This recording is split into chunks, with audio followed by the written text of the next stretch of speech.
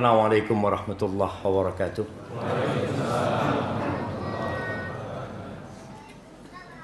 Alhamdulillah alladzi bi ni'matihi tatimmus shalihat. Segala puji bagi Allah Jalla Jalaluh yang telah memberikan nikmatnya kepada kita, dan karena nikmatnya kebaikan-kebaikan menjadi sempurna. Hari ini kita berada di tanggal keempat dari bulan Dzulhijjah, yang memang kita melihat 10 awal Dzulhijjah ini tidak semarak seperti semaraknya bulan Ramadan. 10 awal Dzulhijjah ini kita jarang mendengarkan ucapan selamat. Rasul sallallahu alaihi wasallam mengatakan kepada para sahabatnya dalam hadis yang diriwayatkan oleh Al-Imam Al-Bukhari dari Abdullah bin Abbas radhiyallahu taala anhuma, bahwa Nabi alaihi salatu wasallam bersabda, "Ma min ayyamin al-amalu salihu fiha ahabbu ila Allah min hadhihi al-ayyam." Tidak ada hari-hari yang beramal soleh di dalamnya lebih dicintai Allah daripada beramal soleh di hari-hari ini, di hari-hari 10 awal Dzulhijjah ini. Nggak ada. Dalam setahun berapa hari?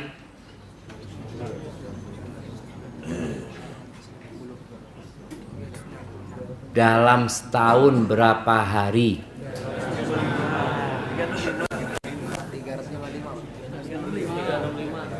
Ana ulangin pertanyaannya. Dalam setahun berapa hari? 7 hari.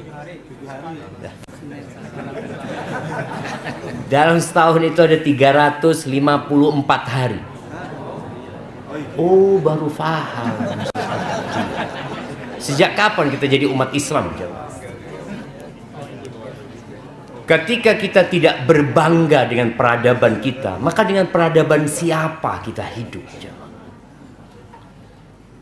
Maka kenapa kok di awal Dzulhijjah ini biasa-biasa aja?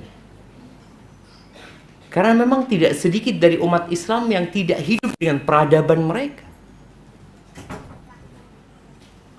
Agama ya hanya dipakai ketika ada perlunya. Kapan kita punya perlu sama agama ini? Kalau mau nikah, mau cerai, mau bagi waris, mau penguburan jenazah, baru mikirkan agama. Padahal Nabi alaihi salatu wasallam doanya mengatakan, Allahumma aslih lana dinana. Ya Allah, perbaiki buat kami agama kami. Alladzi huwa ismatu amrina. Yang agama itu merupakan pedoman urusan kami. Wa aslih lana dunyana. Dan perbaiki buat kami dunia kami. Allati fiha ma'ashuna. Yang di situ ada kehidupan kita. Jadi kalau bicara dunia, ya coba kita bekerja, dapat usaha untuk akhirat kita. Tatkala agama kita kesampingkan, seperti tadi, ketika ditanya berapa hari dalam setahun, kita akan mengatakan 365 hari. Karena itulah yang kita pelajari ketika kita sekolah. Iya, karena sekolah berpatokan kepada kalender Hijriah. Kepada kalender Masehi. Kalau sekolahnya berpatokan kepada kalendernya Imlek, kalendernya orang Cina, ya akan berbeda. Ketika sekolahnya berpatokan kepada kalender Jawa, semua punya loh kalender itu jamaah. Semua. Tapi kita nih umat Islam. Maka tolong ingatkan kepada dirimu, kalau antum bercermin ya, antum lihat, antum katakan anta muslim, iya, ana muslim gitu. Dan kita bangga menjadi muslim. Maka di awal Dzulhijjah ini tadi tidak ada hari-hari dari 354 hari yang lebih baik dari 10 hari ini. Nggak ada. Sampai para sahabat ketika mendengarkan Nabi SAW mengatakan itu, mereka bertanya, walal jihadu fi sabilillah ya Rasulullah. Apakah jihad di jalan Allah itu tidak bisa menandingi beramal soleh di 10 awal Dzulhijjah? Karena taunya sahabat, zirwatu sanamil Islam, puncak dari pengorbanan seorang dalam agamanya ini adalah berjihad. Ketika dia mengorbankan jiwa, raga, dan hartanya. Kita hari ini datang mengorbankan apa? Waktu kita. Sebagian mungkin mengorbankan hartanya untuk datang ke tempat ini. Tapi jihad itu mengorbankan semuanya. Waktu, energi, keluarga ditinggal. Dan dia juga nggak tahu apakah dia bisa balik lagi atau tidak. Maka para sahabat bertanya, apakah jihad di jalan Allah juga tidak bisa ditandingi dengan beramal soleh di 10 awal Dzulhijjah? Kata Nabi alaihi salatu wassalam, walal jihadu fi sabilillah. Jihad pun tidak dapat menandingi beramal soleh di 10 awal Dzulhijjah. Bayangin. Terus kita santai. Hidup kita seperti kemarin. Seperti sebelum masuk awal Dzulhijjah. Nggak ada perubahan. Sebagian kita itu tetap aja gitu. Kajian ya biasa kajian. Terus ngaji ya tetap, kemarin ngaji 1 halaman, sekarang ngaji tetap 1 halaman. Sodaqah ya tetap aja. Kemarin ana sodaqah, ana udah rajin sodaqah Ustaz. Ana Jumat biasanya sodaqah 1 juta. Masuk 10 awal Dzulhijjah ya tetap 1 juta. Kenapa seperti itu? Padahal orang itu kalau tahu, ya kalau tahu ya. Kalau tahu ada diskon besar-besaran, apa yang antum lakukan? Gratis ongkir. Cuma gratis ongkir aja antum ribut. Bali mumpung gratis ongkir. Padahal nggak perlu gitu kadang-kadang. Illa rajul, yang nggak bisa ditandingi beramal soleh dengan beramal soleh di 10 awal Dzulhijjah itu hanya satu kondisi. Ketika seorang keluar dari rumahnya bimalihi wa nafsih, dia keluar dengan hartanya, berjuang di jalan Allah dengan jiwa raganya,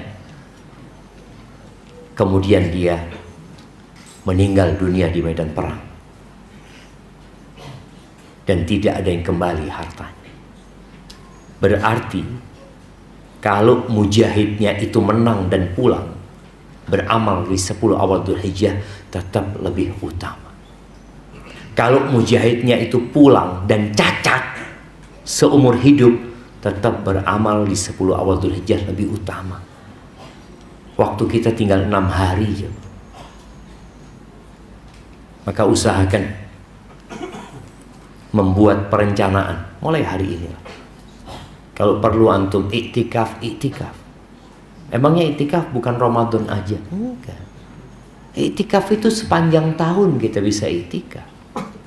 Antum WA istri antum, Dek, anak kayaknya nggak pulang dari masjid ini. Sampai kapan? Sampai malam Id.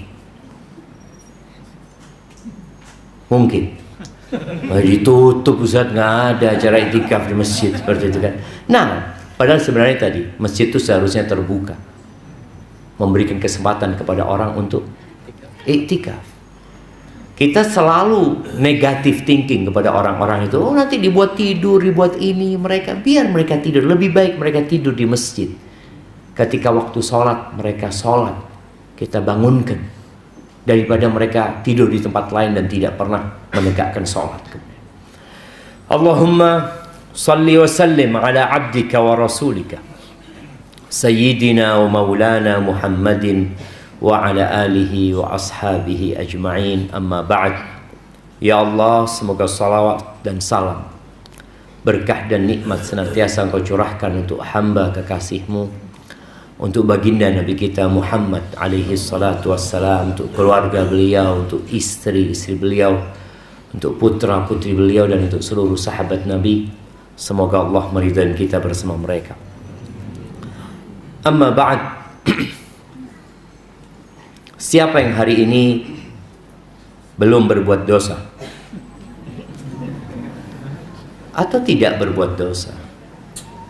Siapa yang sejak hijrah dia berhenti berbuat dosa? Nah, ahibati fillah, ketika Aisyah radhiyallahu ta'ala anha, As-Siddiqah bintus Siddiq, istri Nabi Muhammad sallallahu alaihi wasallam yang sangat beliau cintai, beliau mengatakan kepada suaminya Rasulullah sallallahu alaihi wasallam, "Ara'aita in adraktu ayya lailatin lailatul qadar?" Bagaimana pendapatmu ya Rasulullah kalau aku dapat malam Lailatul Qadar? Aku baca apa? Subhanallah syama. Kata Nabi alaihi salatu wassalam, "Quli Allahumma innaka afuwun tuhibbul afwa fa'fu anni." Di malam Lailatul Qadar disuruh minta ampun. Di malam terindah sepanjang masa itu malam Lailatul Qadar. Ada satu malam di 10 akhir Ramadan. Hanya ada satu malam yang lebih baik dari 1000 bulan. Itu kalau dapat itu, engkau minta ampun sama Allah. Minta maaf. Katakan Allahumma innaka afuwun tuhibbul afwa fa'fu anni. Ya Allah, sesungguhnya Engkau Maha Pemaaf, Engkau cinta dengan maaf, maafkan aku ya Allah. Secara tidak langsung Nabi alaihi salatu wasallam mengajarkan kepada Aisyah, itu kesempatan besar engkau untuk minta maaf sama Allah, karena engkau banyak dosanya. Itu istri Nabi sallallahu alaihi wasallam. Bagaimana dengan bapaknya? Bapaknya Aisyah radhiyallahu taala anha yang dijamin masuk surga, yang Nabi alaihi salatu wasallam mengatakan tidak ada seorang pun yang pernah berbuat baik kepada kami melainkan kami sudah balas, illa Abu Bakar, kecuali Abu Bakar, Allah yang akan balas dia dari baiknya Abu Bakar. Kalau bicara ibadahnya jangan ditanya. Pernah Nabi alaihi salatu wassalam mengatakan di majlis bersama para sahabatnya, man asbaha minkumul yawma sha'iman, siapa yang pagi ini puasa? Kata Abu Bakar, ana. Tanya lagi, siapa yang hari ini sedekah kepada fakir miskin? Kata Abu Bakar, ana. Tanya lagi yang ketiga, siapa yang hari ini membesuk orang sakit? Kata Abu Bakar, ana. Tanya lagi, siapa yang hari ini mengantarkan jenazah? Kata Abu Bakar, ana. Nabi tanya, dijawab. Majtama'na fi imri'in illa dakhalal jannah. Tidaklah hal-hal itu terkumpul di satu orang melainkan orang itu akan masuk surga. Abu Bakar kalau sedekah jangan ditanya. Umar hanya mampu setengahnya. ingin mengingatkan kembali kalau bicara sedekah, antum jangan pernah melihat yang diberikan, tapi lihatlah yang disisakan. Antum sedekah 100.000, banyak nggak 100.000? Tapi antum tinggal 1 M, sedikit lah. Antum sedekah 1 juta, banyak 1 juta. Tapi antum tinggalkan 1 M. Berapa persen yang antum sedekahkan? 0,01.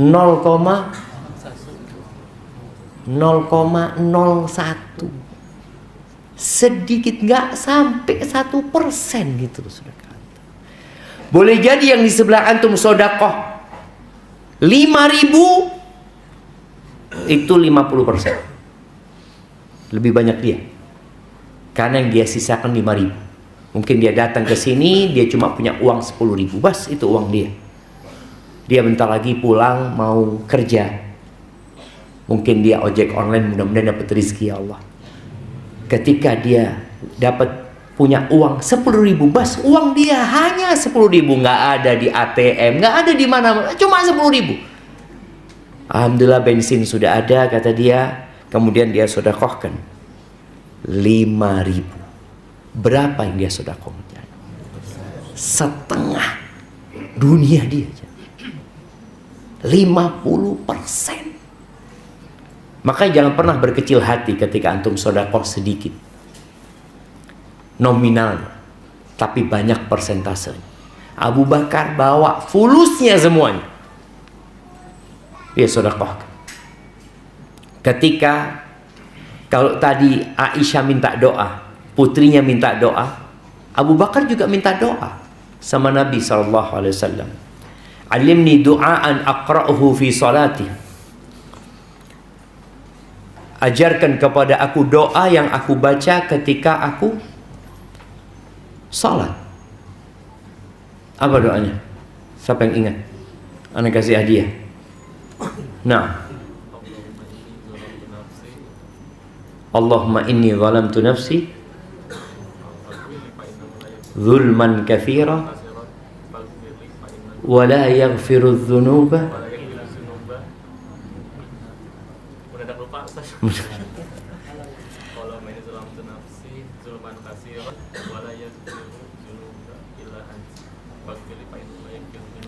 Faghfirli, apa tambahannya?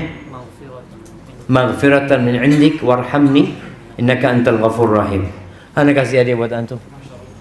Nah, mudah-mudahan berangkat haji yang lengkapin juga ana kasih hadiah. Mudah-mudahan berangkat haji dan umroh antum itu. Yang lainnya juga jamaah ya. Ana mau bagi ini tapi harus mati ini orangnya jamaah. Karena urusan warisan, enggak itu berangkat haji. Nah, jamaah rahimakumullah. Minta doa, putrinya minta doa disuruh minta maaf. Bapaknya minta doa disuruh minta ampun sama Allah. Bayangin jamaah. Disuruh mengatakan Allahumma inni zalamtu nafsi zulman katsira. Abu Bakar, kau ini yang dijamin masuk surga. Masuk surga Abu Bakar itu. Tapi disuruh baca doa, ya Allah sesungguhnya aku menzalimi diriku dengan kezaliman yang banyak. Itu Abu Bakar. Bagaimana dengan kita? Yang sebagian kita mengatakan, Ustadz, anak ini setelah hijrah banyak tertimpa musibah, Ustadz. Banyak cobaan dan ujian. Apa dikarenakan dosa-dosa anak yang masa lalu, Ustaz? Anak katakan sama dia, emangnya antum sudah berhenti berbuat dosa? Iya. Antum bicara dosa antum cuma yang lalu. Sejak antum hijrah sudah nggak ada dosa antum. 0. Sudah jadi orang baik antum. Nggak pernah menyentuh dosa. Abu Bakar jamaah. Disuruh mengatakan aku menzalimi diriku dengan kezaliman yang banyak. Maka ketika antum mengatakan musibah datang silih berganti, boleh jadi karena dosa masa lalu dan dosa sekarang. Dosa sekarang. Kita nggak berhenti berbuat dosa. Maka kenapa Nabi SAW mengajarkan itu kepada Abu Bakar? Itu pesan buat kita semuanya. Untuk tidak ujub dengan dirinya. Tidak merasa sudah soleh, sudah baik. Ana mungkin sudah sekarang jadi panitia kajian. Ana udah nggak riba. Alhamdulillah. Tapi bukan berarti antum bersih dari dosa. Banyak dosa kita. Wala yaghfiru dzunuba illa anta. Dan tidak ada yang bisa mengampuni dosa kecuali Engkau ya Allah. Faghfirli. Ampuni aku ya Allah. Maghfiratan min indik. Ampunan dari sisi. Warhamni. Kasihi aku ya Allah. Jadi sama sekali nggak ada bangga dengan perbuatannya, bangga dengan kesolehan dan perjuangannya, bangga dengan pengorban, nggak ada. Dan itu yang harus ditanamkan di diri kita, bahwa kita punya dosa banyak. Innaka antal ghafur rahim. Sesungguhnya Engkau Maha Pengampun dan Maha Pengasih. Ahibati fillah, dosa itu ada 3 macam. Dosa yang tidak diampuni. Dosa yang Allah tidak akan tinggalkan. Ada dosa yang Allah akan ampuni. Dosa yang tidak diampuni kita tahu namanya syirik. Makanya kalau ada satu permasalahan, kemudian para ulama menjelaskan itu bisa mengantarkan kepada kesyirikan atau itu kesyirikan, lalu antum mendengarkan, tapi ada ulama lain mengatakan nggak apa-apa, antum tinggalkan. Karena beresiko kita kalau ngerjakan itu. Kalau ternyata itu kesyirikan, kita nggak akan pernah diampuni sama Allah. Yang kedua, dosa yang Allah tidak akan tinggalkan, dosa yang berkaitan dengan manusia. Kita ini kadang-kala menyakitin pasangan hidup kita, tapi kita merasa itu nggak dosa. Bapak-bapak sering disakitin sama istrinya? Ana tanya lagi. Bapak-bapak sering disakitin sama istrinya?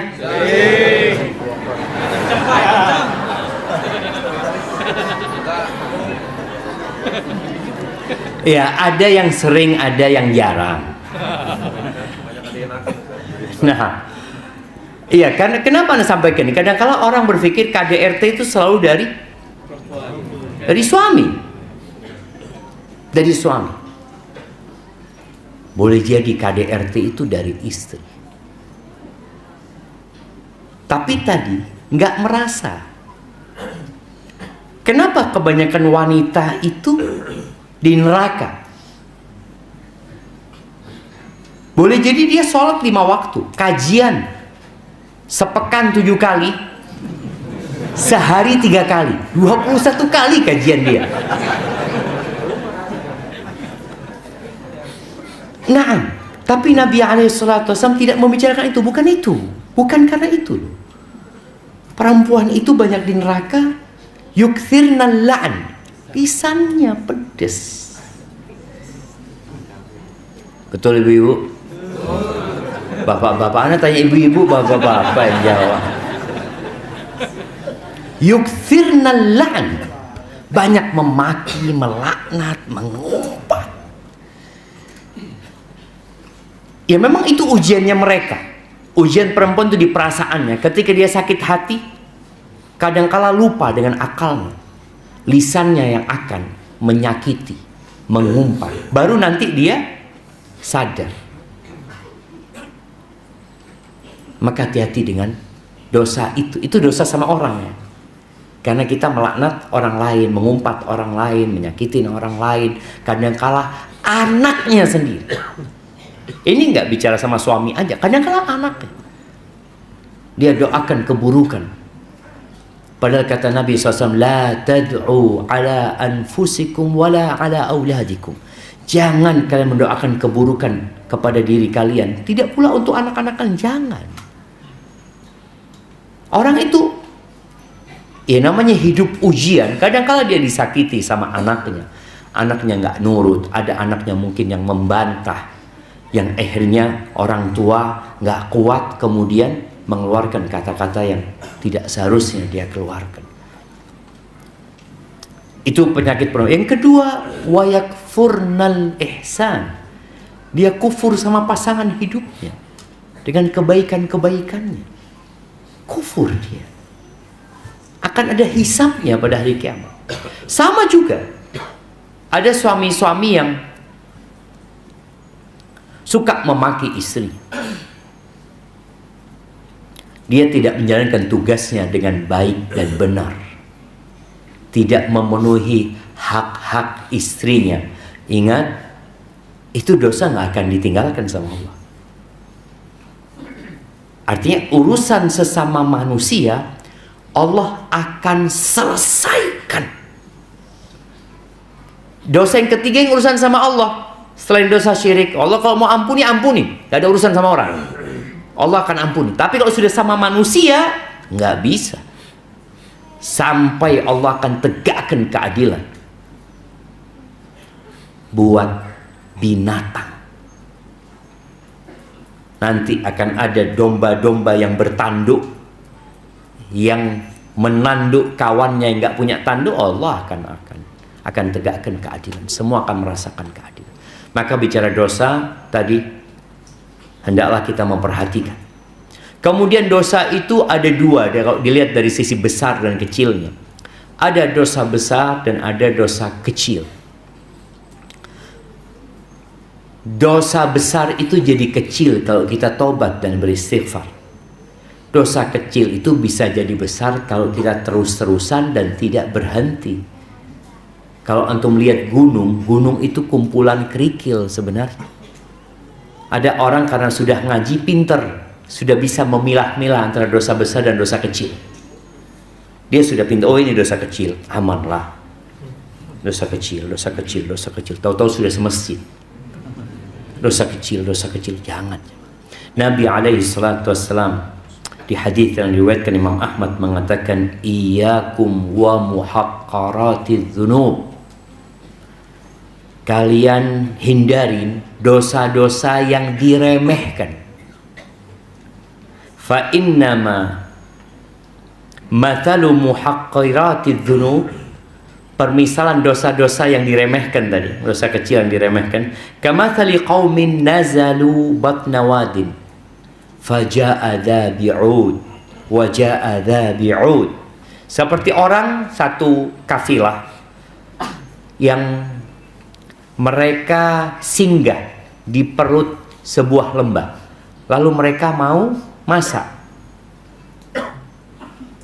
Yang ini membawa satu ranting, yang ini bawa satu ranting, kemudian mereka bikin api, hatta hamalu ma amdaju bihi khubzahum.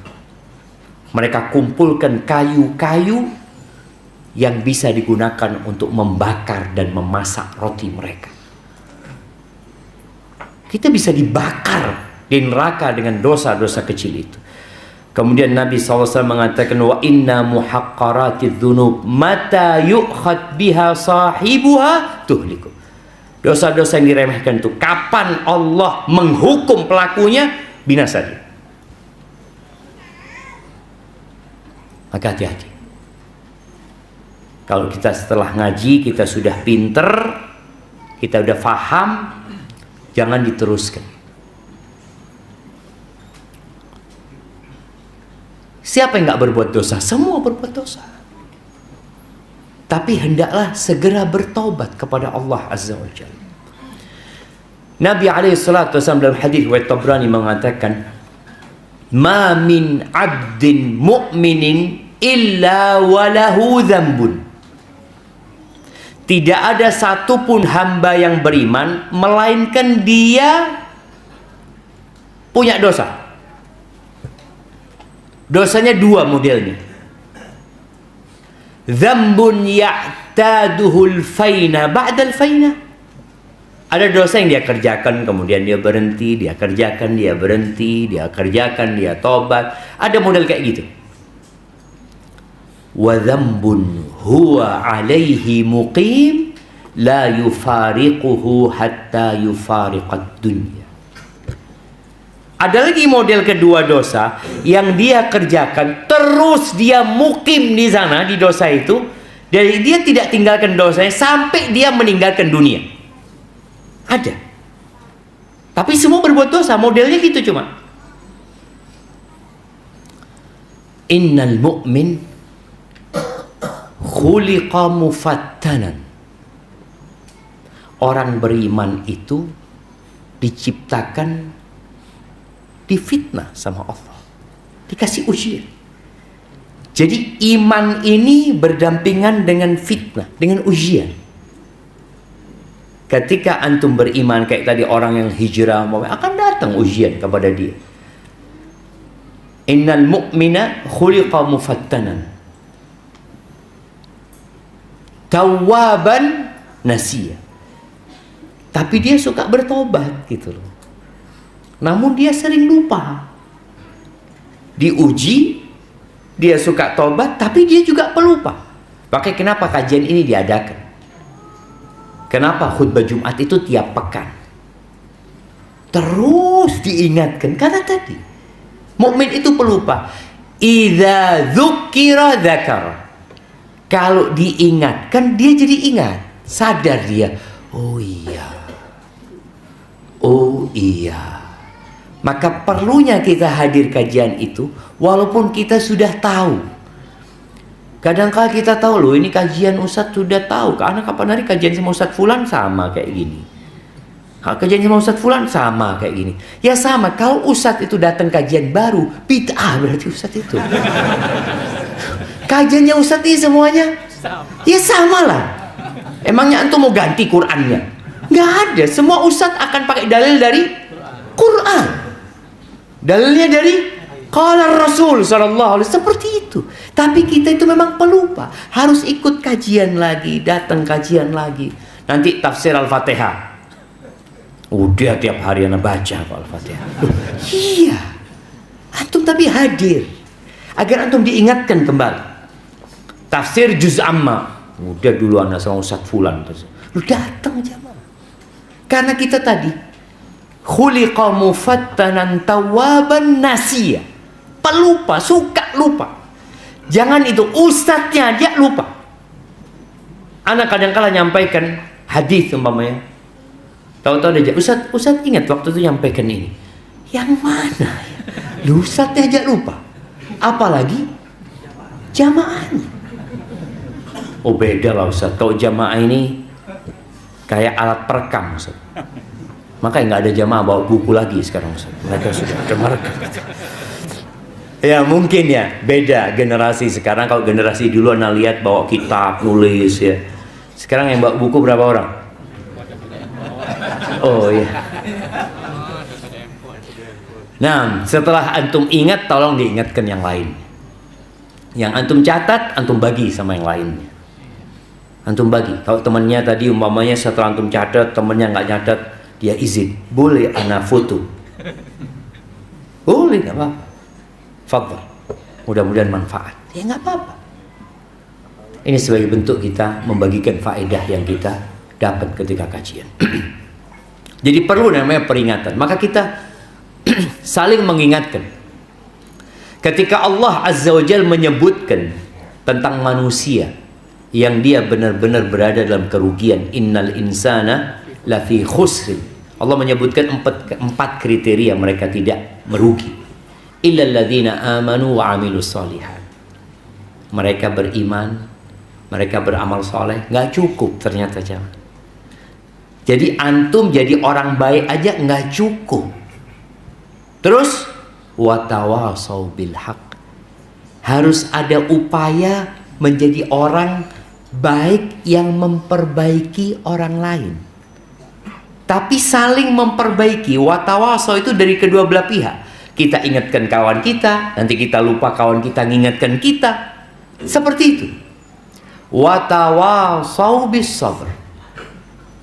Yang terakhir ya memang kudu sabar. Kita itu kalau jadi orang baik banyak yang suka. Coba untuk jadi orang baik di masyarakat. Masya Allah, fulan. Tapi ketika antum naik levelnya menjadi orang yang memperbaiki, hilang baiknya antum. Antum dianggap ikut campur urusan orang. Ketika sahib antum nggak sholat, antum sholat, kata sahib antum, Masya Allah, fulan soleh. Tahu dari mana? Masya Allah, selalu adzan ke masjid.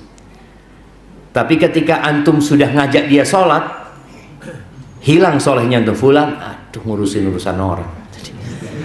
Subhanallah jamaah. Ya tadi, watawasau bis sabar, kudu sabar antum.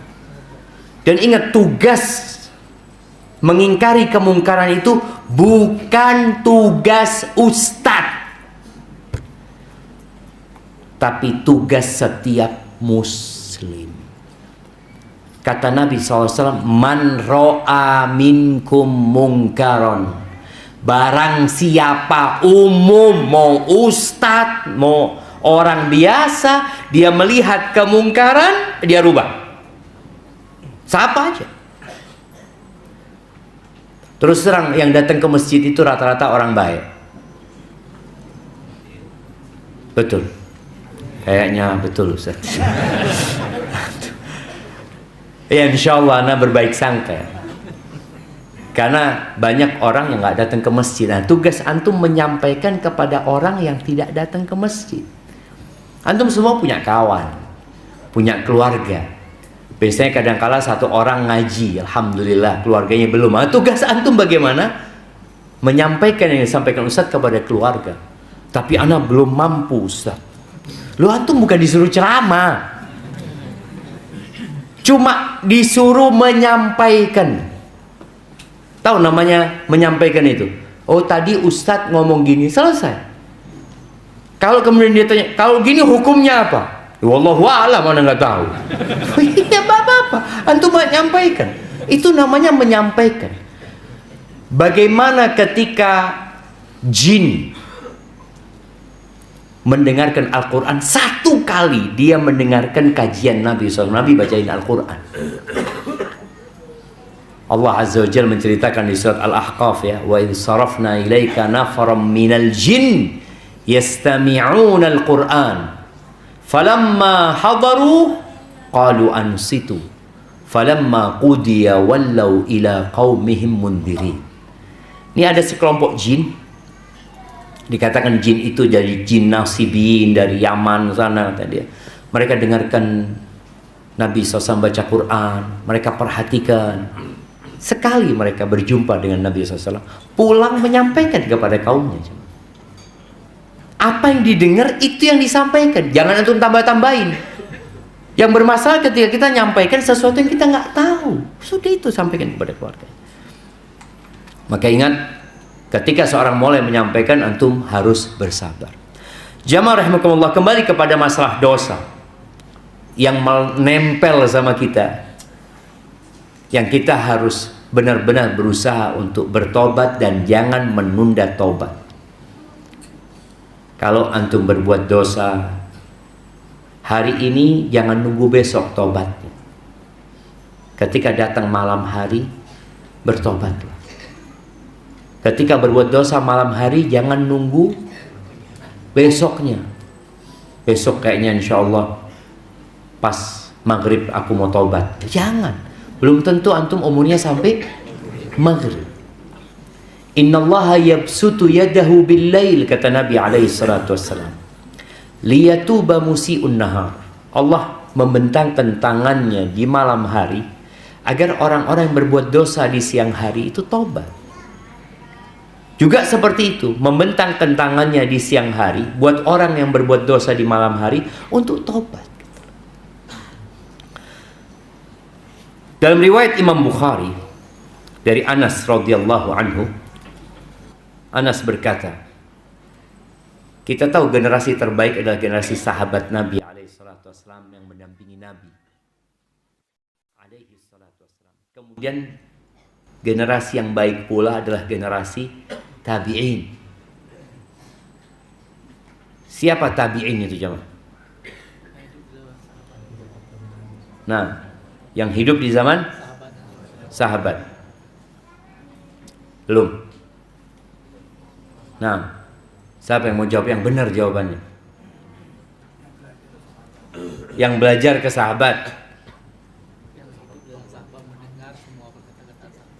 Yang hidup bersama sahabat, mendengar ucapan sahabat, melihat perbuatan sahabat, walaupun kafir.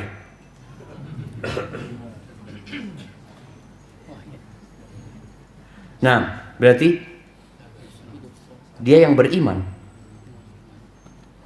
melihat sahabat, itu disebut tabi'in. Tapi beriman. Sebagaimana sahabat itu adalah yang hidup di masa Nabi SAW, melihat Nabi, beriman.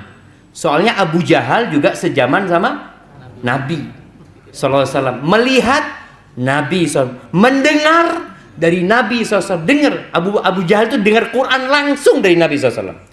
Apakah kemudian jadi sahabat? Enggak. Barakallahu fikum. Anda kasih hadiah buat antum. Warisan, nanti bagi-bagi warisan antum. Iya. Ini Anas berkata kepada tabi'in. Anas sahabat. Dia mengatakan, "Innakum la ta'maluna a'malan hiya adaqqu fi uyunikum minasy-sya'r."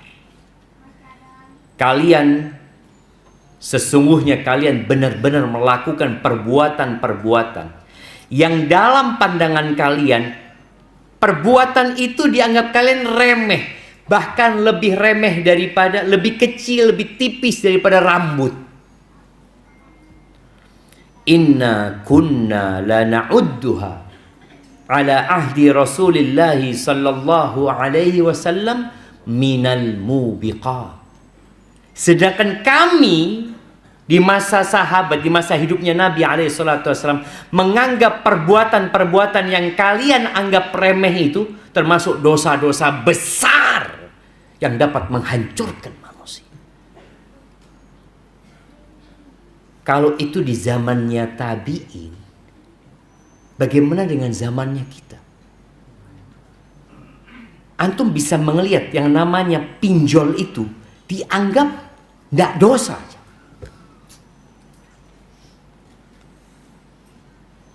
Emangnya nggak boleh pinjol, Ustaz? Boleh apa nggak boleh? Ya tergantung lah. Ribanya nggak boleh kan? Ribanya nggak boleh. Kita lihat di masyarakat yang namanya bank harian. Ada bank harian. Apa sebutnya sih? Bank keliling. Bank keliling. Bangling ya. Bangling. Iya, itu bank keliling. Masyarakat melakukan itu tanpa ada malu, tanpa ada merasa dosa. Orang kalau berbuat dosa itu malu loh. Makanya orang berbuat dosa itu sembunyi-sembunyi. Karena dia tahu yang aku lakukan dosa. Ini terang-terangan. Terang-terangan dia melakukan dosa itu. Dianggap kenapa? Aku ini membantu orang lain. Coba tanyakan kepada mereka, terbantu tidak? Iya, terbantu. Walaupun dipentung dari belakang. Itu yang terjadi. Artinya ada banyak ya. Kalau di zaman tabi'in aja Anas mengatakan itu. Bagaimana kalau Anas hidup di masa kita sekarang ini? Dalam kehidupan rumah tangga coba dilihat juga. Ada mungkin yang dianggap remeh, tapi boleh jadi itu mengantarkan ke neraka. Ahibati fillah. Ketika perang Uhud, umat Islam itu kalah. Iya. Awalnya menang, kemudian Allah kasih kekalahan. Meninggal dari para sahabat Nabi kira-kira 70 orang.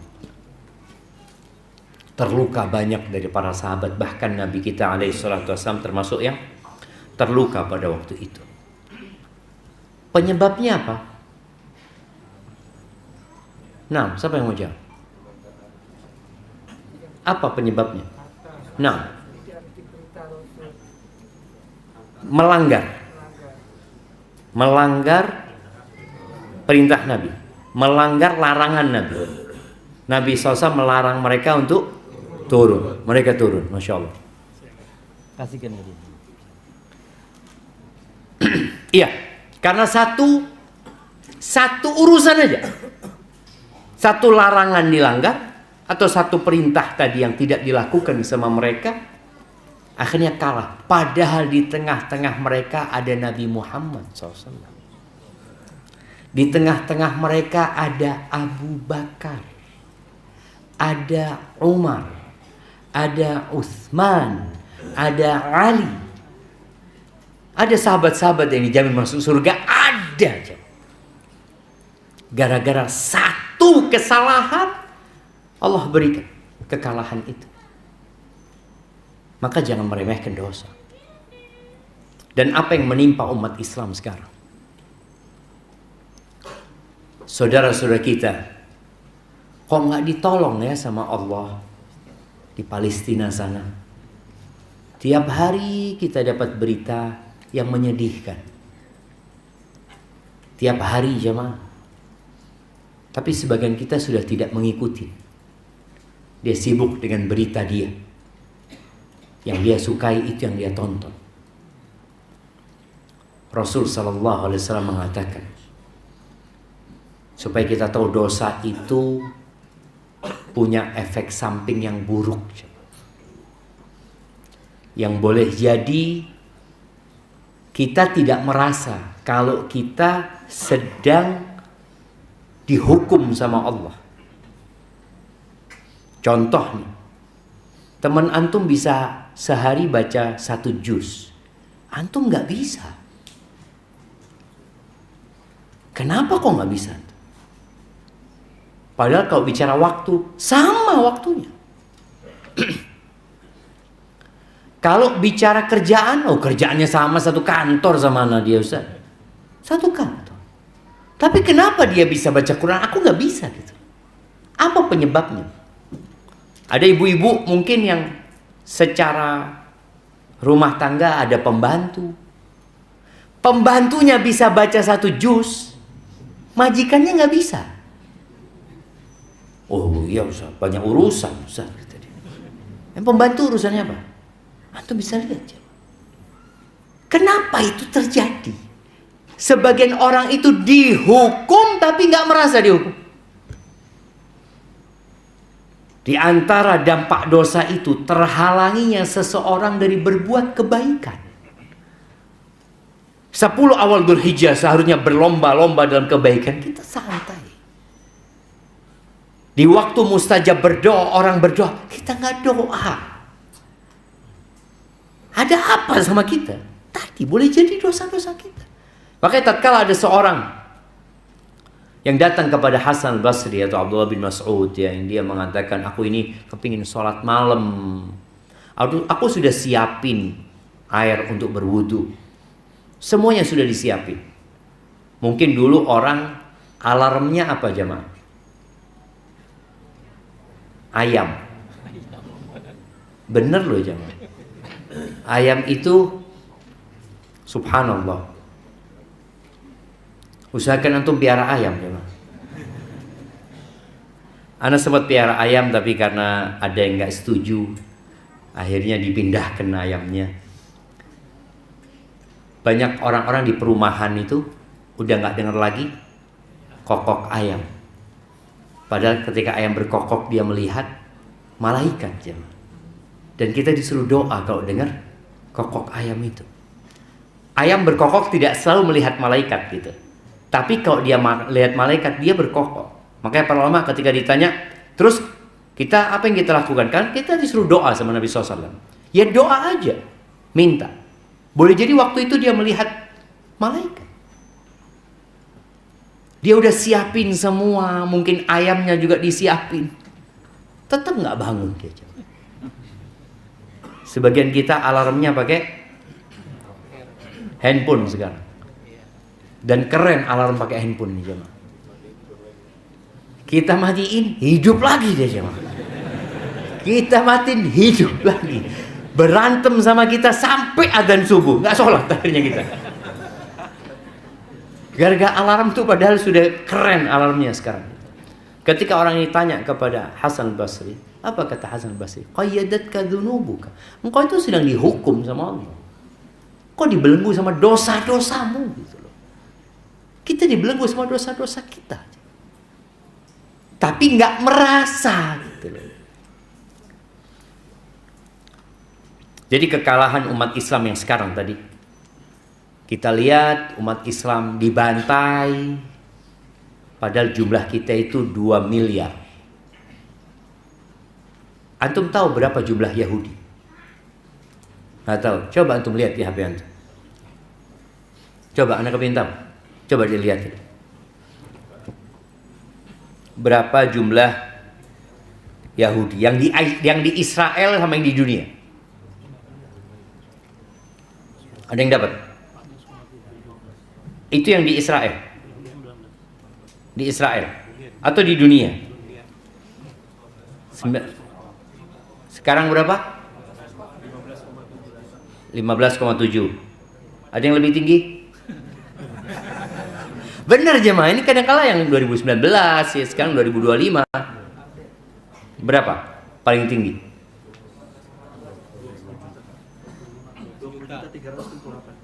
2025. 20 juta. Anggap 25 juta. Bisa menghinakan 2 miliar. Bayangin.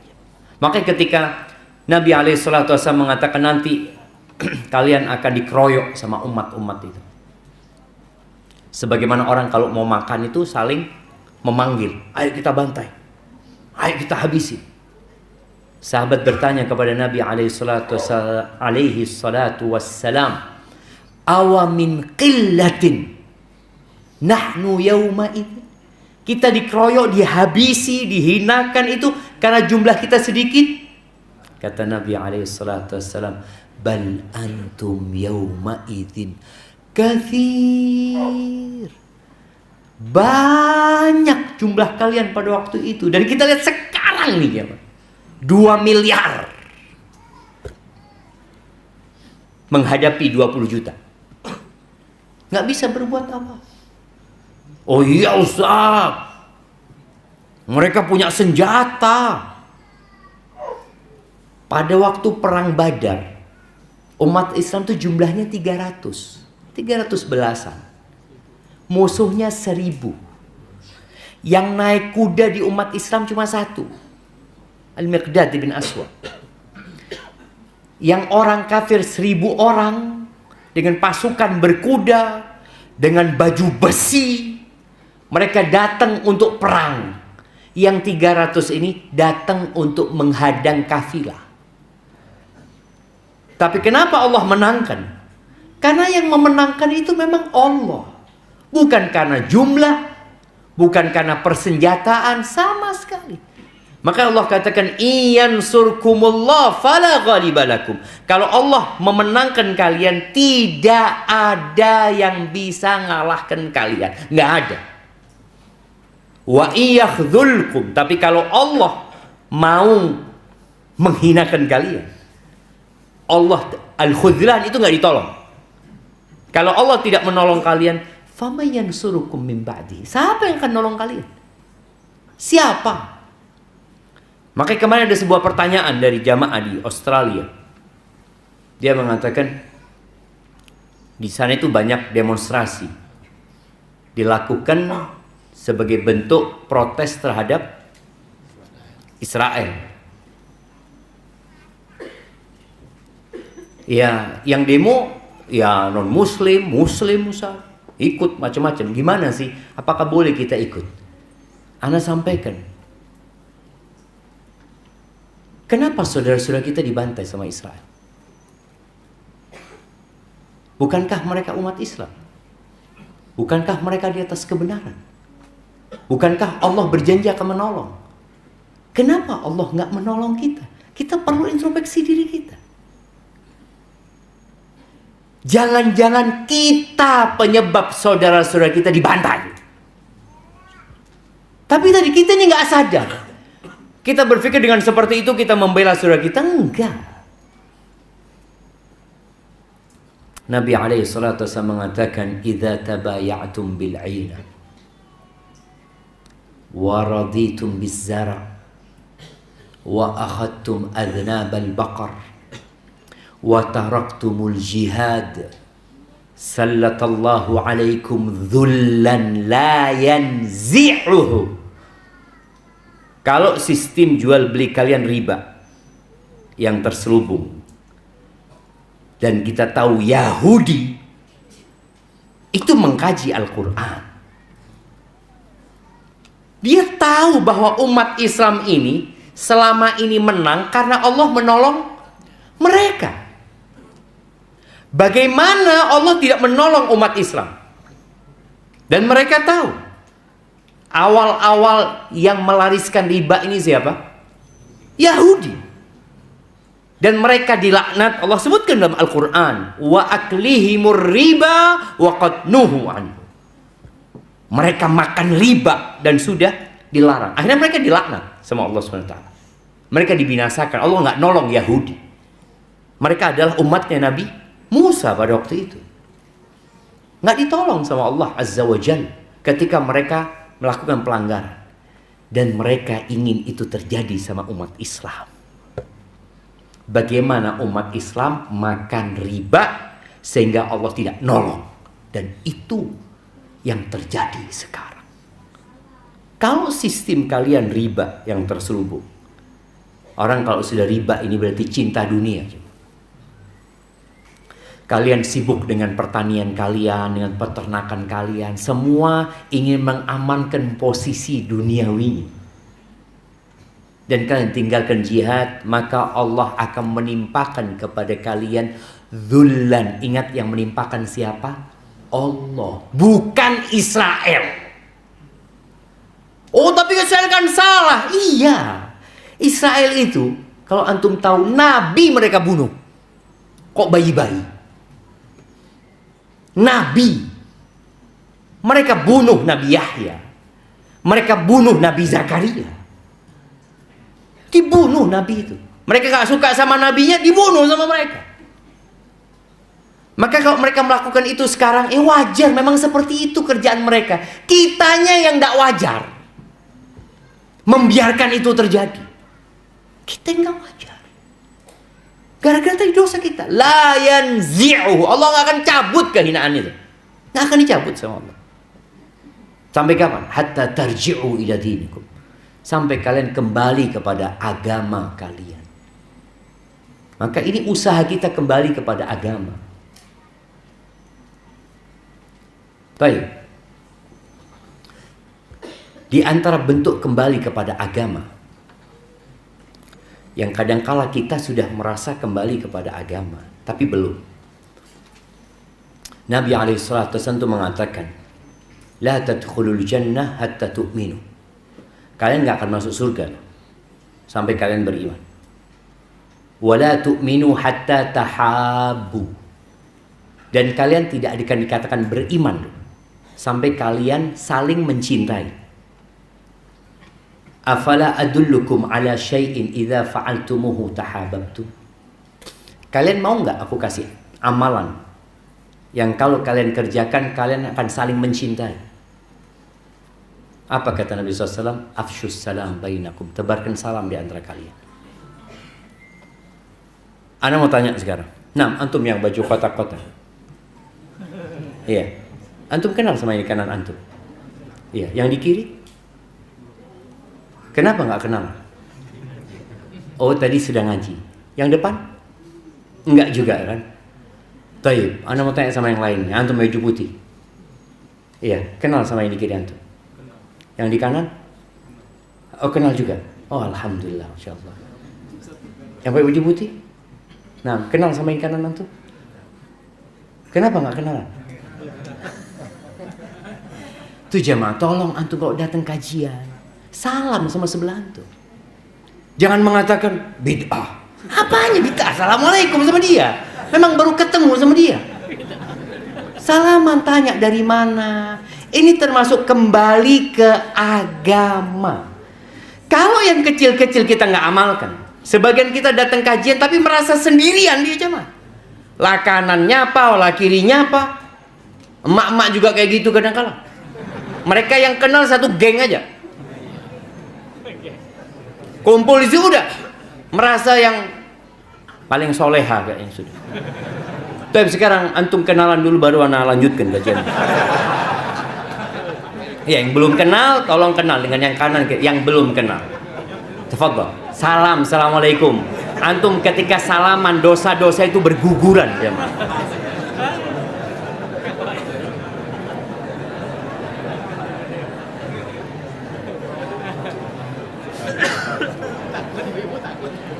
Ibu-ibu sudah kenalan? Nah, kadang-kadang tetap aja nggak mau kenal, jadi disuruh. Jaib. Tolong jawab. Dan itu lakukan setiap ketemu saudaranya, setiap berjumpa sama saudara. Katakan assalamualaikum. Jangan karena kenal baru assalamualaikum. Atau memang duduknya karena sudah kenal. Maka nanti yang satu kelompok mai 2-3 orang ketika datang kajian mencap. Supaya antum dapat saudara baru. Jadi sambil nunggu ustaz datang, antum silakan ngobrol ahlan wa sahlan, tanya sama dia. Baik jamaah, kembali kepada dosa. Tadi Allah tidak akan mencabut dosa itu sampai kita kembali kepada agama kita.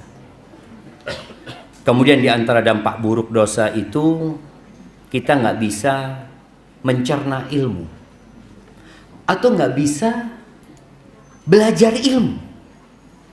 Orang bisa datang pengajian, ketika kajian bisa nyatet, bisa faham, ini tidur.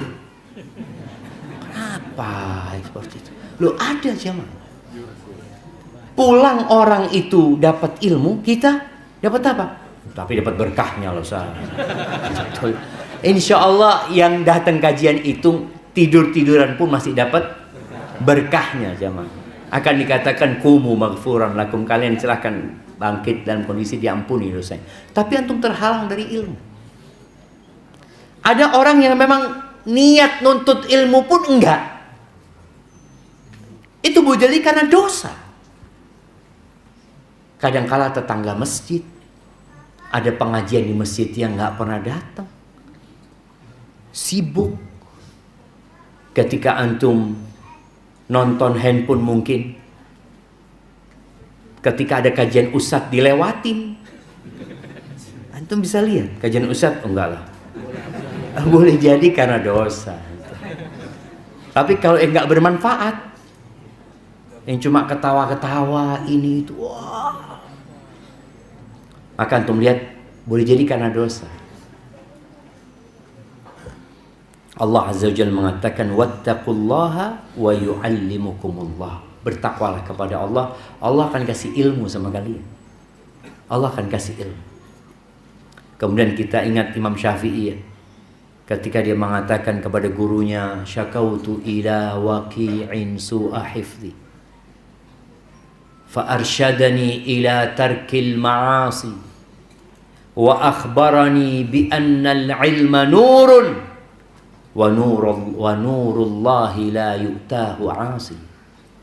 Aku pernah ngeluh sama Waki, aku kok susah belajar ya, hafalan-hafalan cepat hilang. Sebagian kita itu mungkin ngelihat ya, orang lain sudah hafal juz amma, anak umur 60 tahun nggak sampai juz amma.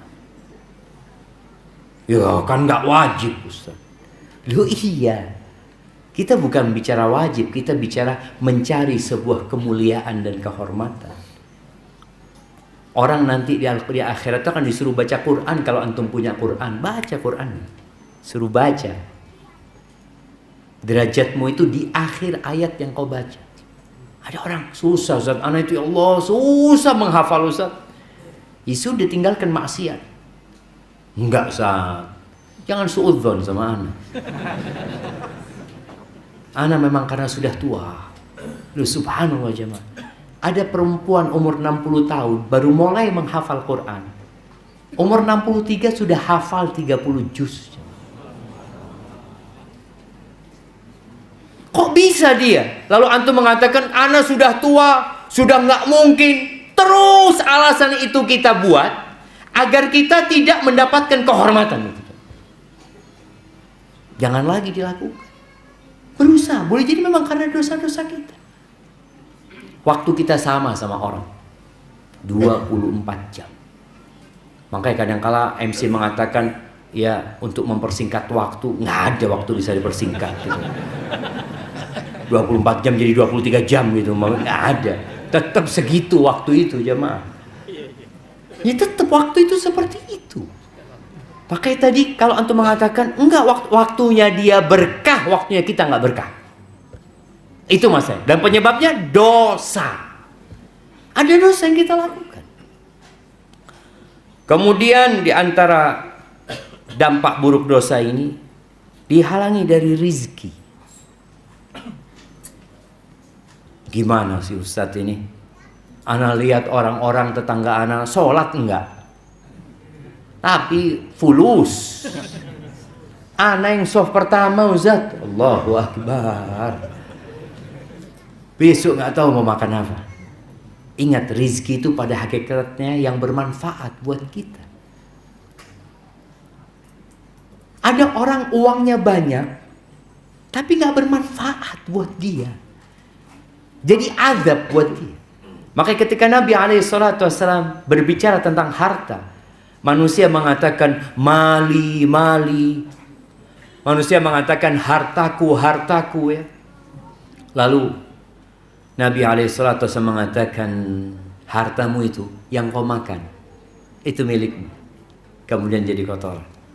Yang kau pakai, kemudian sampai usang. Jadi dipakai sampai usang. Tapi kalau dipakai, ditaruh, ya disimpan, belum tentu milikmu. Boleh jadi milik anaknya, boleh jadi milik ahli waris. Dan yang kau sodakohkan. Adapun sisanya, fatarikuhu linnas. Punya orang. Maka tadi ada orang yang dihalangi dari rizki gara-gara dosa. Nggak bisa memanfaatkan rizkinya dalam ketaatan kepada Allah Azza wa Jalla. Padahal fulus banyak. Seharusnya dia bisa punya rumah di surga, tapi nggak punya juga. Ternyata uangnya dibelikan untuk kemewahan yang kurang berguna sama dia. Ada lagi yang mungkin beli tas. Yang biasa beli tas siapa? Tunggu jamaah. Iya, yang biasa beli tas ibu-ibu.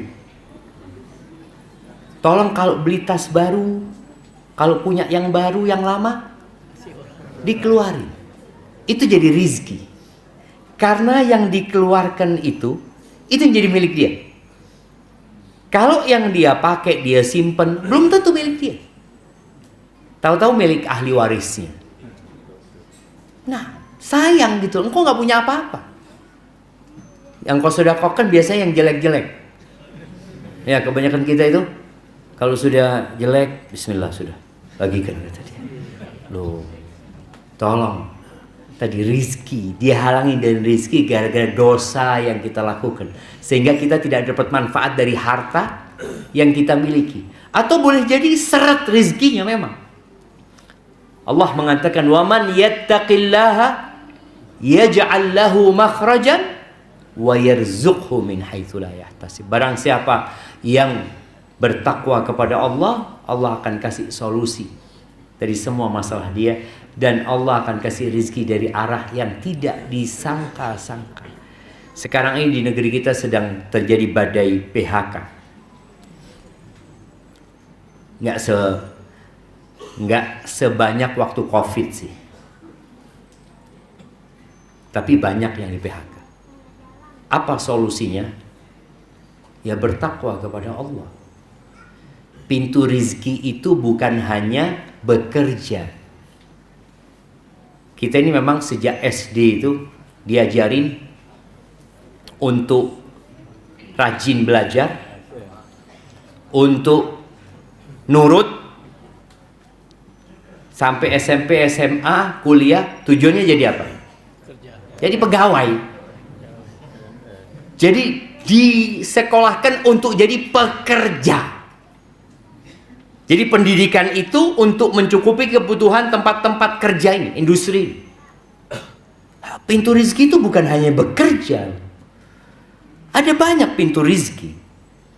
Di antara pintu rizki yang paling utama tadi bertakwa kepada Allah Subhanahu wa taala. Bertawakal kepada Allah, ya. Kemudian memperbanyak istighfar. Banyakin aja istighfar, minta ampun sama Allah Subhanahu wa taala.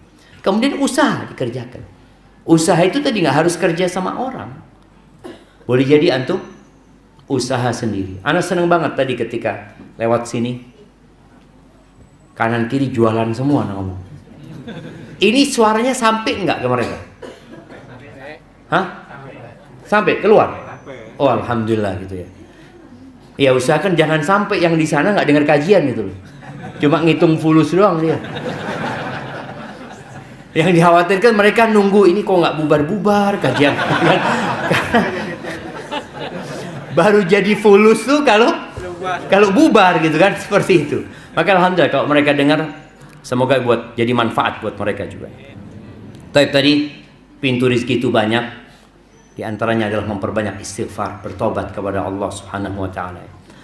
Kemudian di antara dampak buruk dari dosa itu adalah ruwet urusan. Rumit. Dipersulit urusan kita. Jadi ketika antum melihat kok sulit, ya sudahlah antum hamparkan sejadah, antum duduk istighfar, minta ampun sama Allah Subhanahu wa taala. Kadang-kala sebagian kita itu ketika rumit urusannya, ketika dikasih penyakit yang nggak kunjung sembuh, dia langsung mengatakan, ana pernah dengar Ustadz menyampaikan bahwa musibah turun itu salah satunya untuk mengangkat derajat. Sepertinya derajat ana mau diangkat sama Allah. Oh, ya, ini orang merasa aman dari azab Allah itu dosa besar, jemaah. Dosa besar. Makanya ketika antum melihat orang lain kena musibah, dipersulit urusannya, di sini kita berbaik sangka sama orang itu. Kalau kelihatannya orang itu memang orang baik ya, antum datang kepada dia, semoga Allah angkat derajat antum dan dihapuskan dosa-dosa antum. Jangan datang kepada dia, antum kayaknya banyak dosanya. Kalau orang lain berbaik sangka, kalau sama kita perlu berburuk sangka ya. Kemudian orang kalau banyak berbuat dosa, hatinya jadi gelap. Dia nggak tahu yang ma'ruf dan nggak tahu lagi sama yang mungkar. Semua dia anggap sama karena dia hidup mengikuti nafsunya. Hatinya tertutup, ada nokta hitam yang membuat hatinya tertutup. Bahkan ada hati yang seperti gelas yang dibalik. Antum kalau datangkan satu mobil tangki untuk memasukkan air ke sini, kira-kira setelah berapa mobil tangki air akan masuk? Sampai kiamat nggak masuk. Karena dia kebalik. Nggak ada. Hati itu kalau terus kita berbuat dosa, awalnya hitam, bisa hati itu kebalik. Sehingga tadi ustadz didatangkan, sejuta ustadz didatangkan, nggak akan dengar.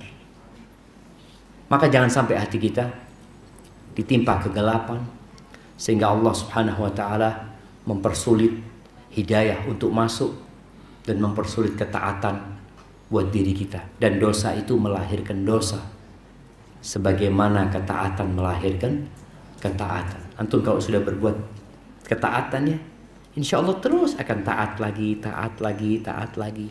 Ketika antum di rumah, karena sekarang ana lihat godaan di rumah itu jauh lebih besar daripada di jalanan. Ya boleh jadi ungkapan ana salah. Karena antum di rumah itu dengan adanya handphone sekarang bisa ke jalanan, bahkan bisa nyebrang pulau, nyebrang benua, antum di rumah. Kalau dulu orang mau berbuat maksiat itu keluar rumah, dulu ada istilahnya cuci mata.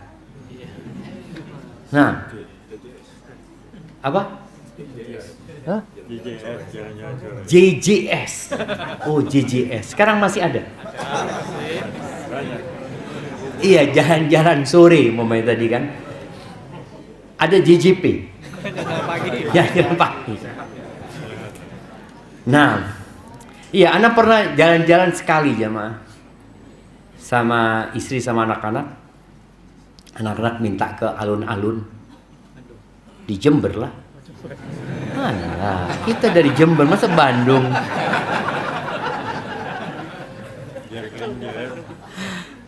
Ana ngomong sama istri Ana, ini terakhir kali sudah. Kenapa? Kayaknya Ana banyak dosa di sini. Iya, Ana ngomong enggak sudah. Banyak yang nggak boleh dipandang, sedangkan kita disuruh menghindari tempat-tempat fitnah gitu ya. Jangan antum karena sudah hafal juz amma, Ana mau nyoba iman Ana, ada jemaah. Jangan. Udah, pokoknya hindari tempat-tempat kita berbuat dosa. Ketika antum di sana suntuk ya, kemudian ajakan berbuat dosa banyak, berangkat ke masjid, datang ke rumah Allah. Tapi yang jadi masalah kadang-kala masjidnya tutup juga. Ini mungkin anak usul kepada teman-teman yang ngurus masjid. Diadakan di masjid itu ruangan yang selalu terbuka. Enggak harus dibuka semuanya. Enggak. Tapi ada area yang di situ orang bisa sholat, di situ orang bisa iktikaf mungkin, mau duduk di sana, mau ngaji, disediakan Al-Quran ya, disediakan buku-buku. Dan kok bisa semua masjid seperti itu?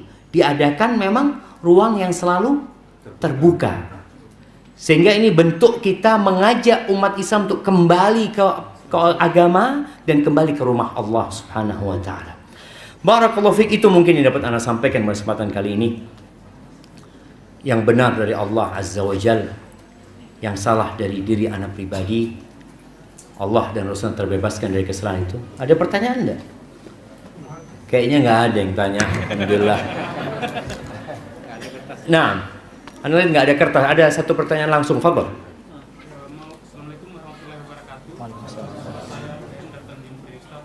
Saya menanya tadi, saya kalau nggak salah menyimak kata Ustaz tadi ada dosa yang tidak diampuni oleh Allah Subhanahu Wa Taala itu syirik. Nah, kalau misalnya kita melakukan kesyirikan, terus kita bertobat dan tidak mengulanginya lagi sampai kita meninggal dunia, apakah masih ada harapan untuk? Ya, Assalamualaikum Ustaz. Semoga Ustaz dan jamaah selalu dalam lindungan Allah. Ibu. Ustaz, sebenarnya saya malu menyampaikan. Jadi ada yang mengganjal dan sepertinya sampai sekarang saya masih merasa ketakutan dengan apa yang saya lakukan. Begini Ustaz, 2 hari yang lalu pulang kerja, saya diajak teman nonton film Mission Impossible di bioskop. Saat itu saya berpikir, ya udahlah malam ini, karena kan 10 hari Dzulhijjah itu pada siang hari. Tapi saya jadi takut Ustaz, apakah itu termasuk dosa maksiat? Bagaimana saya cara menebus tobatnya? Apakah ada sholat yang harus saya kerjakan? Bang Ustaz. Barakallahu fikum. Siap, ini pertanyaan kedua ya. Ana jawab sebentar lagi. Ada pertanyaan pertama dari ikhwan, karena kayaknya memang karena pengurusnya ini perempuan, yang dikasih mic itu mak-mak. Jadi bapak-bapak nggak dikasih mic. Ya, pertanyaan yang pertama tadi ada pertanyaan yang menarik ya, berkaitan dengan dosa syirik. Syirik itu kan tidak diampuni sama Allah Azza wa Jalla. Innallaha la yaghfiru an yushraka bihi wa yaghfiru ma duna dzalika liman yasha. Allah itu tidak mengampuni dosa syirik. Kalau ada yang menyebutkan Allah nggak akan ampuni. Selain dosa syirik Allah ampuni. Maksudnya kalau orang itu mati dalam kondisi melakukan kesyirikan. Ada ayat lain yang mengatakan innallaha yaghfiru dzunuba jami'an. Sesungguhnya Allah mengampuni semua dosa buat orang yang bertobat. Jadi apabila seorang melakukan kesyirikan, dan kita tahu yang namanya Umar bin Khattab itu dulu pelaku syirik. Umar bin Khattab bukan hanya pelaku syirik, bahkan ingin membunuh Nabi SAW, ingin berbuat jahat kepada umat Islam. Tapi ketika bertobat, Umar bisa menjadi orang nomor 2. Bahkan mengalahkan Uthman bin Affan. mengalahkan Ali bin Abi Thalib. Jadi taubat itu menghapuskan yang lalu, walaupun dosa syirik. Tapi yang tadi dibicarakan, kalau orang yang melakukan syirik dan mati dalam kondisi melakukan syirik, itu yang tidak ada ampunan buat dia. Asalkan tadi orang ini hendak bertobat dengan taubatan nasuha ya. Taubat nasuha itu adalah taubat yang memenuhi syarat dan ketentuannya. Dia meninggalkan dosa itu, kemudian dia menyesali tadi dan bertekad untuk tidak mengulanginya. Dan kalau ternyata ada orang-orang yang dia ajak dulu melakukan kesyirikan, ya dia perlu juga untuk mengajak mereka. Karena boleh jadi ada orang melakukan kesyirikan gara-gara kita. Maka kita perlu ajak orang-orang itu untuk, ana minta maaf dulu, ana ngajak antum salah gitu. Seperti itu. Barakallahu fikum. Assalamualaikum warahmatullahi wabarakatuh. Tunggu dulu. Itu yang nonton belum dijawab.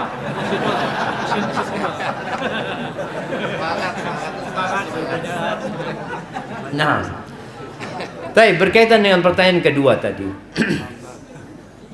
Ya memang Anda tadi sampaikan bahwasanya 10 awal Dzulhijjah ini dianggap biasa, dianggap tidak istimewa, karena memang boleh jadi penyebab pertamanya kecintaan kepada dunia.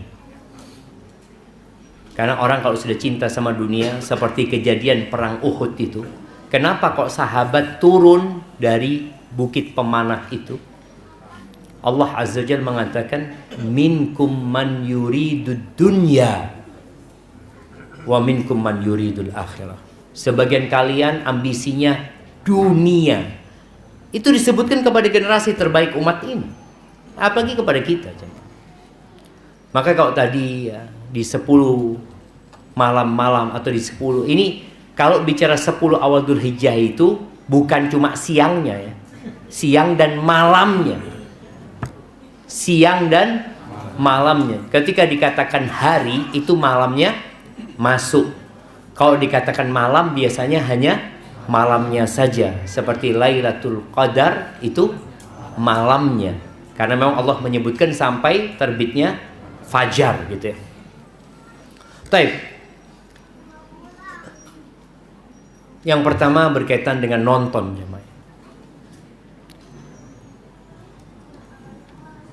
Tempat yang dituju itu tempatnya orang-orang baik? Enggak. Di tempat itu apa saja dosa yang biasa dilakukan? Bercampur laki perempuan ya. Orang bawa pacarnya, orang berbuat maksiat di sana. Itu dari sisi tempatnya. Kemudian yang ditonton itu kira-kira kalau habis nonton film itu semangat sholat tahajudnya. Ana sejak nonton Mission Impossible itu, alhamdulillah saat sekarang tahajud 11 rakaat saat ya. Kemudian puasa sunnah, semangat saat ya. Nggak ada jemaah.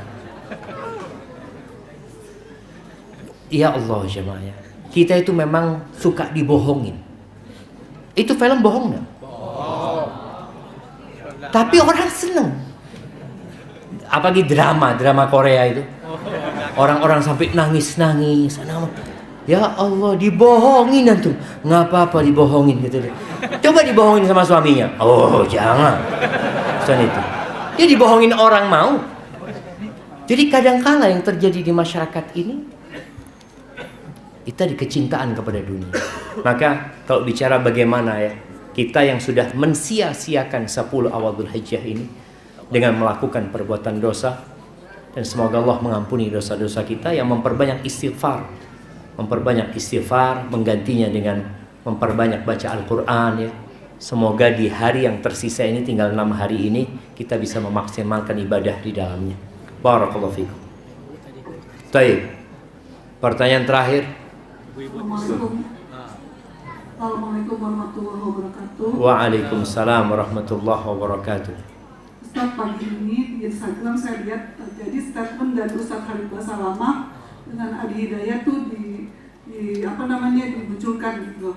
Jadi gini, menurut Ustaz Khalid Basalamah, setelah sholat Id itu tidak ada sholat Jumat, seandainya 10 Dzulhijjah jatuh pada Jumat. Sementara menurut Ustaz Adi Hidayat, kalau sholat Id itu kan sunnah, sementara sholat Jumat itu wajib. Jadi sholat Jumat itu tidak boleh ditinggalkan. Sebenarnya yang benar yang mana Ustaz ya? Nah, barakallahu fi. Ya alhamdulillah ya. Jadi memang sekarang ini dengan adanya media, orang itu dapat ilmu dari mana saja.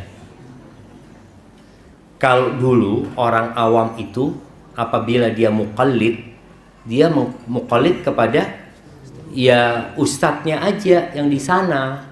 Mamanya di masjid ini dia punya ustadz yang ngajar, ya sudah dia cuma dengar dari ustadznya, mungkin dengar dari ada ustadz di musola. Tapi kalau sekarang ini yang kita dengar dari semua orang, sampai kadang-kala kita ini jadi penengah melihat ini kayaknya nggak benar ya, jangan ini yang benar. Allahu Akbar. Iya, berkaitan dengan apabila hari Id bergabung dengan hari Jumat. Jadi yang pertama ada dua pendapat para ulama ya.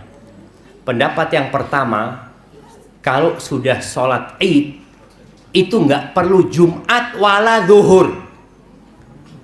Supaya antum tahu pendapat ini ya, pendapat. Tapi pendapat yang kedua, tetap wajib sholat zuhur. Wajib sholat zuhur. Dan itu kayaknya pendapat yang lebih kuat ya, yang mengatakan tetap wajib sholat zuhur. Bagaimana dengan sholat Jumat?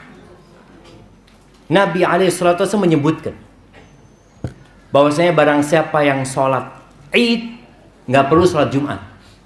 Kata Nabi, wa inna mujmi'un, tapi kami tetap mengadakan sholat Jumat. Nabi SAW tetap mengadakan sholat Jumat, tapi Nabi memberikan keuzur kepada mereka. Jadi dulu di Masjid Nabawi, di kota Madinah, sholat Jumat itu hanya di Masjid Nabawi. Jadi di tiap kampung itu kan ada musola gitu ya. Mereka Jumatan semuanya menyatu ke sana. Nabi SAW mengatakan yang sudah sholat Jumat nggak wajib dia untuk sholat Jumat, tapi tetap sholat duhur yang adakan di musolanya sholat duhur ya seperti itu. Tapi Nabi mengatakan alaihissalam, kami tetap mengadakan sholat Jumat gitu ya. Jadi sebenarnya kalau tadi dikatakan ada perbedaan pendapat, memang ada perbedaan pendapat di antara para ulama. Yang wajib itu adalah sholat zuhur ya, sholat zuhur. Walaupun ada pendapat yang mengatakan nggak sholat zuhur, sudah mencukupi itu dengan sholat Id itu menggantikan Jumat, Jumat itu kan menggantikan zuhur gitu loh. Akhirnya nggak perlu sholat zuhur. Ada yang berpendapat seperti itu. Cuma yang lebih kuat, wallahu a'lam bishawab ya, boleh jadi pendapat ini nanti ada yang membantah. Ya biasa memang ada khilaf di antara para ulama, tapi yang jelas yang nggak sholat Id berarti wajib sholat Jumat. Yang tidak sholat Id wajib sholat Jumat. Yang sudah sholat Id silahkan yang mau sholat Jumat. Tapi masjid-masjid yang biasa mengadakan sholat Jumat ya tetap mengadakan sholat Jumat.